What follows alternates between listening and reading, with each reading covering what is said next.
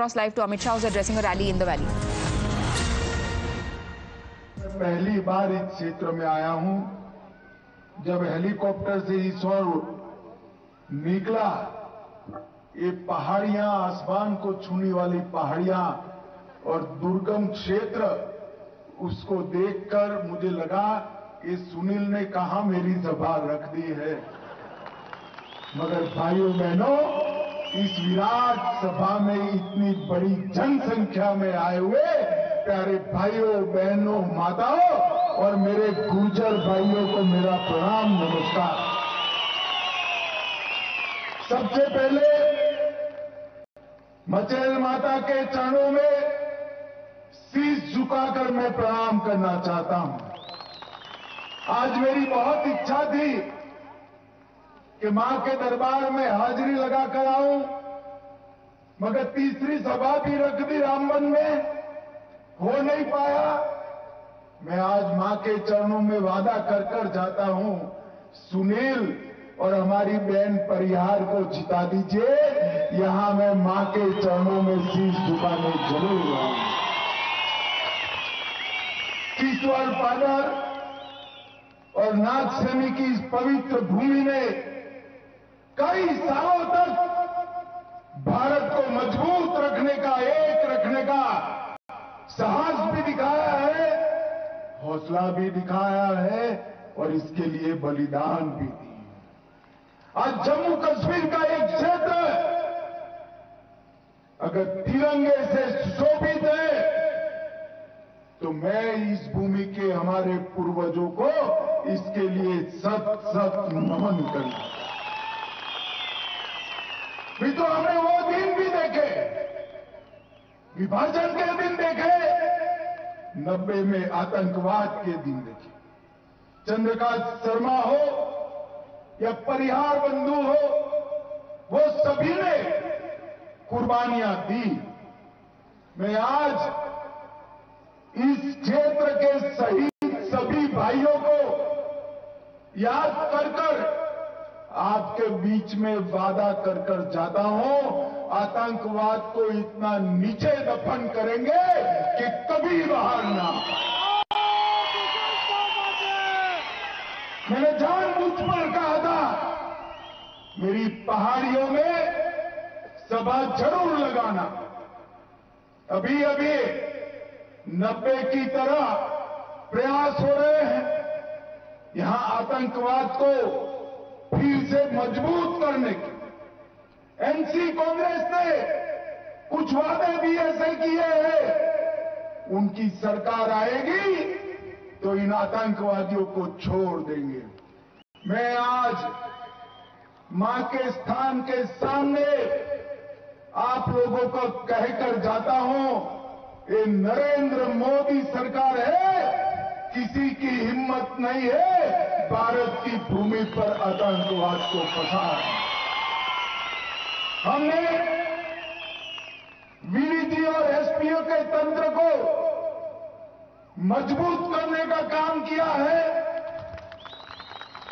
303 की पुरानी भारी राइफलों की जगह इनको एसएलआर से लैस कर रहे हैं और इसके साथ साथ एक ऐसी सुरक्षा ग्रिड भी खड़ी कर रहे हैं, जितने लोगों को आने की इच्छा हो कहीं से भी आ जाए, सबका अंत यही पहाड़ियों में करने का काम हमारी सेना और हमारे जवान करेंगे। भाइयों बहनों, ये जो चुनाव है, ये चुनाव स्पष्ट रूप से दो ताकतों के बीच में, एक और एनसी और कांग्रेस है और दूसरी ओर भारतीय जनता पार्टी है। एनसी और कांग्रेस कहती है कि अगर हमारी सरकार बनी तो हम धारा 370 को वापिस लाएंगे। आप मुझे बताओ भाइयों बहनों, धारा 370 वापिस आनी चाहिए क्या? गुर्जर भाई भी बताएं, आनी चाहिए क्या? ये आपको जो आरक्षण मिला है ना, पहाड़ियों को, गुर्जर भाइयों को, वो आरक्षण धारा 370 के रहते मिल नहीं सकता। मगर आप चिंता मत करो, मैं कश्मीर का माहौल देख रहा हूं, ना फारूक अब्दुल्ला की सरकार बन रही है, ना राहुल बाबा की सरकार बन रही है। आप चिंता करने की जरूरत नहीं। मैं आपको बताकर जाता हूं, मोदी जी ने धारा 370 जो हटाई, वो अब इतिहास का पन्ना हो गई है। भारत के संविधान में धारा 370 के लिए कोई जगह नहीं है, कोई नहीं। ये पंडित प्रेमनाथ डोगरा की भूमि है। अब कभी भी जम्मू कश्मीर में 2 प्रधान, 2 विधान, 2 झंडे कभी नहीं हो सकते। झंडा एक ही होगा, हमारा प्यारा तिरंगा होगा और कोई नहीं। भाइयों बहनों, वो कह रहे हैं कि अगर हमारी सरकार आई तो हम आरक्षण पर पुनर्विचार करेंगे। वो पुनर्विचार शब्द को जहां से में मत आइए, उनकी सरकार आई तो आरक्षण को हटा देंगे। जब पहाड़ियों को आरक्षण देने की बात आई, हमारे गुर्जर भाइयों को उकसाने का काम किया कि आप में से हिस्सा जाएगा। मैंने कहा था, गुर्जर भाइयों से वादा किया था, पहाड़ियों को आरक्षण जरूर मिलेगा, मगर गुर्जरों का आरक्षण तनिक मात्र कम नहीं होगा। और आज गुर्जरों का आरक्षण जस का तस रखकर पहाड़ियों को आरक्षण देने का काम नरेंद्र मोदी सरकार ने किया है। नरेंद्र मोदी सरकार। मैं आज ये दूर सुदूर पहाड़ पर बसने वाले सभी अभिभावकों को कहने आया हूं कि वो दिन लग गए कि आपके बच्चों को ग्रेजुएशन नहीं किया जाता था, करने की संभावना नहीं थी। अरे ग्रेजुएशन छोड़िए साहब, ट्राइबल रिजर्वेशन है आपके पास, पहाड़ियों के पास, गुर्जरों के पास। आपके बच्चे कलेक्टर और डीएसपी बनकर देश भर में काम कर सकते हैं। ये अधिकार नरेंद्र मोदी जी। भाइयों बहनों, उन्होंने कहा है कि हम हमारे परिवारों की सरकार चलाएंगे।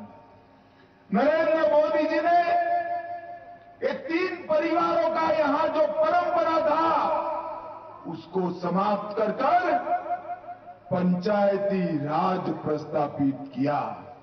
ग्राम पंचायत, ब्लॉक के चुनाव, जिले के चुनाव हुए और हमारे बच्चे, हमारे युवा आज उभरते हुए नेता बने हैं।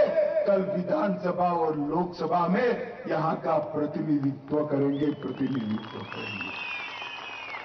भाइयों बहनों, एक और वो आतंक से लैस जम्मू कश्मीर बनाना चाहते हैं, दूसरी ओर मोदी जी विकसित जम्मू कश्मीर बनाना चाहते हैं। एक और वो माताओं बहनों को धारा 370 हटने से जो अधिकार मिला है, वो अधिकार छीनना चाहते हैं। हम न केवल माताएं बहनों को तो अधिकार मिलना ही चाहिए, उसके साथ साथ गुर्जर, पहाड़ी, दलित और ओबीसी को भी आरक्षण का अधिकार देना चाहते हैं। मित्रों, ओबीसी को भी देना चाहते हैं। मैं आज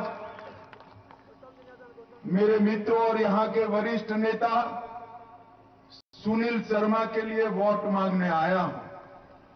आप बहुत कम लोगों को मालूम होगा, मैं जब धारा 370 हट गई और डिलिमिटेशन का काम चल रहा था, ये आपके अपने बेटे सुनील ने जम्मू कश्मीर के डिलिमिटेशन को न्यायिक करने के लिए भाजपा की ओर से बहुत अच्छे से सिफारिशें की। और आज मैं कहकर जाता हूं, सुनील शर्मा को विधायक आप बनाइए, उनको बड़ा आदमी बनाने का काम हम करेंगे, हम करेंगे। इस क्षेत्र में जिस प्रकार का जनप्रतिनिधि चाहिए, डॉक्टर जितेंद्र सिंह जी मोदी जी की ऑफिस में ही विराजमान है। अच्छा है या नहीं है भाई? जोर से बोलो, है या नहीं है? अब साथ में यहां से विधायक भी चुनकर दे दो, आपका सारा काम ये दोनों की जोड़ी कर देगी, ये मैं वादा करता हूं। आप हमारे हाथ मजबूत करिए, हम वीरी जी और एसपीओ को मजबूत करेंगे और आतंकवाद को पाताल तक दफन करने का काम करेंगे। आप हमारे हाथ मजबूत करिए, यहां नीलम की खदानें जो भ्रष्टाचार के कारण कभी खुली ही नहीं, इन नीलम की खदानें खुलेगी, राज्य सरकार का खजाना भी बढ़ेगा और पादर के युवाओं को नौकरियां भी मिलेगी, रोजगार भी मिलेगा। पादर संस्कार रोड, ये नामियार ऐसे ही नहीं आए हैं। सुनील को जिताने के लिए उनको मालूम है जीत जाएगा का रोड भी बनेगा, लद्दाख का भी भला होगा और जम्मू का भी भला होगा। टूरिज्म को विकसित करने के लिए पीर पंजाल की इस और जम्मू क्षेत्र में कभी काम नहीं किया गया है। मैं आज कहकर जाता हूं, भारतीय जनता पार्टी की सरकार बनाइए, सुनील को जिता दीजिए। पूंछ राजौरी में पहलगांव से भी अच्छा पर्यटन का स्थान बनाने का काम भारतीय जनता पार्टी करेगी। तवी नदी पर रिवर फ्रंट बनाया जाएगा और ढेर सारे काम मैं बाद में बताऊंगा टूरिज्म के क्षेत्र में किए जाएंगे।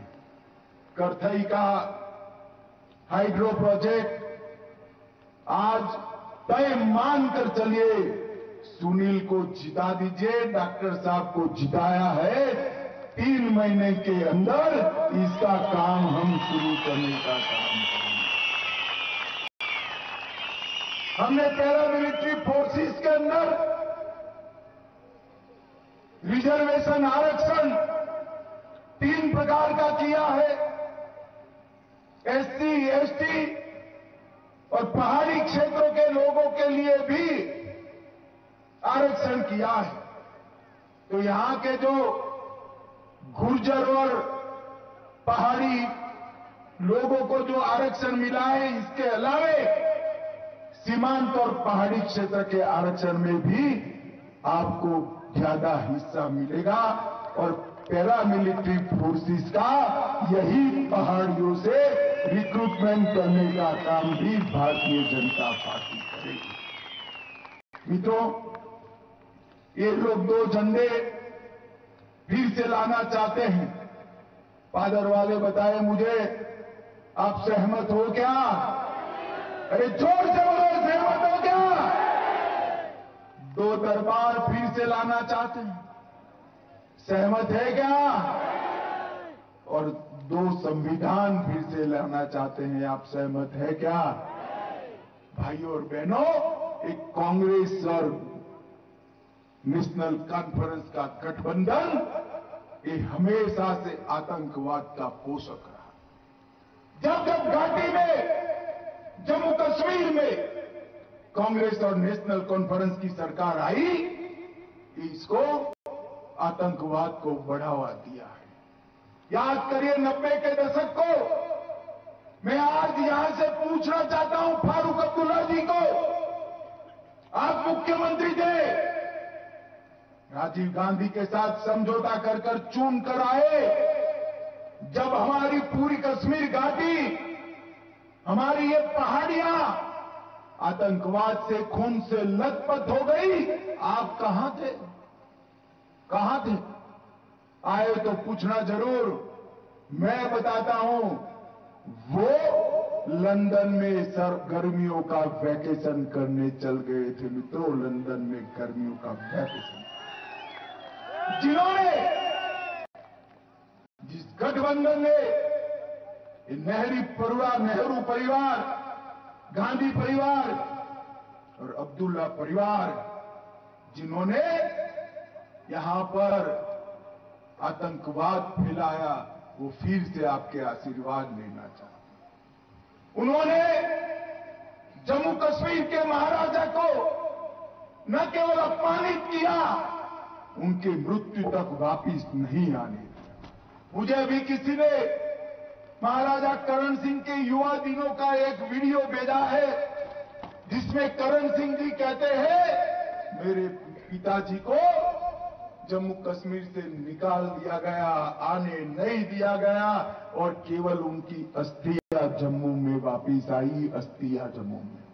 जिन्होंने महाराजा का इतना अपमान किया, कश्मीरी पंडितों को बेदखल किया, आतंकवाद फैलाया, आरक्षण को रोक कर रखा, माताओं बहनों के आरक्षण को भी रोक कर रखा, वो एनसी कांग्रेस को फिर से लाना चाहते हैं आप? जोर से बोले, चाहते हैं क्या? नहीं लाना है तो आपके लिए एक ही विकल्प है कि भारतीय जनता पार्टी को यहां से जिताना। और भाइयों बहनों, कभी कोई हारने वाली पार्टी के साथ बैठता है क्या? बैठता है? बैठना चाहिए। और ये लोग क्या समझते हैं जम्मू कश्मीर की सरकार, जनता को? ये कहते हैं हम धारा 370 वापिस ला देंगे। भाई मुझे बताओ, दिल्ली में किसकी सरकार है? अरे जोर से बोलो, किसकी है? तो मुझे बताओ अब्दुल्ला साहब, अब 370 कहां से वापिस लाओ? ये कहते हैं हम गुर्जर पहाड़ियों का आरक्षण ले लेंगे। अरे दिल्ली में किसकी सरकार है? मैं कह कर जाता हूं, न आतंकवाद वापिस आएगा, न 370 वापिस आएगी, न गुर्जर और पहाड़ियों का आरक्षण हम जाने देंगे। मेरी बात सुनिए। और उमर अब्दुल्ला साहब, मैं आपको दिल्ली से देखता रहता हूं, कभी आप कहते हैं मैं चुनाव नहीं लड़ूंगा, क्योंकि कहां से जीतोगे इसका विश्वास नहीं। कभी गंदरबल से लड़ने की बात करते हो, सामने कोई युवा खड़ा हो जाता है तो कहते अब मैं 2 सीटों से लड़ूंगा। जहां से लड़ना हो लड़ो। उमर अब्दुल्ला जी, आपकी हार इस बार निश्चित है। घाटी की क्षमता आपको हराना है। भाइयों बहनों, मैंने अभी एक एनसी के प्रत्याशी का निवेदन सुना है। 4 तारीख के बाद हम आपका हिसाब किताब करेंगे। भैया ठिकाना बता देना, कहां करना है हिसाब किताब, हम उपस्थित हो जाएंगे।